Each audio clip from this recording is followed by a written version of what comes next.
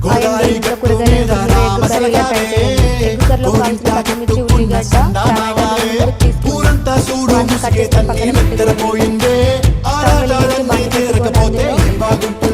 కొద్దిగా ఆయిల్ పోసుకొని ఆయిల్ వేడాక జీలకర్ర, ఉల్లిగడ్డ, పచ్చిమిర్చి, అలాగే కరివేపాకు, అలాగే కొద్దిగా సాల్ట్ కూడా వేసి మగ్గనివ్వండి.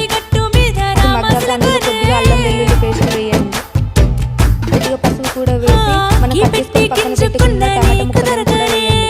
టమాటా ముక్కలు వేసాక కొద్దిగా పసుపు కూడా వేయండి, ఎందుకంటే టమాటాలు మంచిగా మగ్గిపోతాయి. తర్వాత 2 లేదా 3 గుడ్లను తీసుకొని వాటిని కొట్టి పోయండి. మనం తీసుకున్న గుడ్లను అందులో వేయాలి, వాటిని కలబెట్టకూడదు. అవి ఉడికాక అందులో కొద్దిగా కారం, కొద్దిగా మసాలా పొడి వేయండి. తర్వాతకి లాస్ట్